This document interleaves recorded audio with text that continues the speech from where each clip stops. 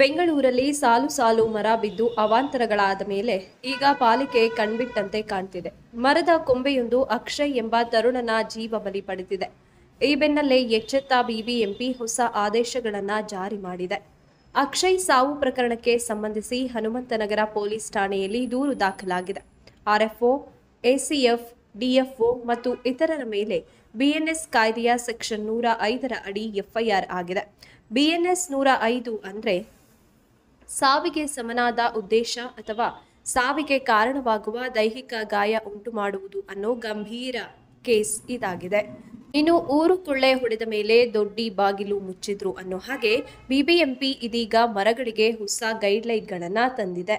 ಹೊಸ ಗೈಡ್ಲೈನ್ ಏನು ಅಂತ ನೋಡೋದಾದ್ರೆ, ಅವೈಜ್ಞಾನಿಕ ಕಾಮಗಾರಿಗಳು ಮರಗಳ ಆರೋಗ್ಯದ ಮೇಲೆ ಪರಿಣಾಮ, ಅಸಮರ್ಪಕ ಗಾಳಿ, ನೀರಿನ ಒಳಹರಿವಿನಿಂದ ಬೇರು ಪೋಷಣೆ ಆಗ್ತಿಲ್ಲ, ಕಾಂಕ್ರೀಟೀಕರಣದಿಂದ ಮರಗಳ ಬೇರು ಮಟ್ಟದಲ್ಲೇ ಶಕ್ತಿ ಕಳೆದುಕೊಂಡಿವೆ, ರಸ್ತೆ ಬದಿ ನೆಡಲಾದ ಮರಗಳ ಕುರಿತು ಬಿಬಿಎಂಪಿಯಿಂದ ಅಧಿಸೂಚನೆ, 1 ಮೀಟರ್ ಸುತ್ತಳತೆಯಲ್ಲಿನ ಕಾಂಕ್ರೀಟ್, ಕಲ್ಲು, ಸಿಮೆಂಟ್ ಬ್ಲಾಕ್ಗಳ ತೆರವು, ಇತ್ತ ಬದುಕಿದ್ದಾಗ ಬಂದಿಲ್ಲ, ಸತ್ಮೇಲೆ ಏನ್ ಮಾಡ್ತೀರಾ ಅಂತ ಶಾಸಕ ರವಿ ಸುಬ್ರಹ್ಮಣ್ಯಗೆ ಸ್ಥಳೀಯರು ತರಾಟೆ ತೆಗೆದುಕೊಂಡಿದ್ದಾರೆ.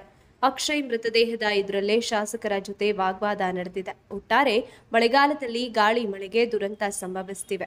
ಮಾನ್ಸೂನ್ಗೆ ಈ ಬಾರಿ ಬಿಬಿಎಂಪಿ ಸಿದ್ಧವೇ ಆಗಿರಲಿಲ್ಲ. ಇಂತಹ ಇನ್ನಷ್ಟು ವಿಡಿಯೋಗಳಿಗಾಗಿ ಲೈಕ್ ಮಾಡಿ, ಫಾಲೋ ಮಾಡಿ, ಶೇರ್ ಮಾಡಿ.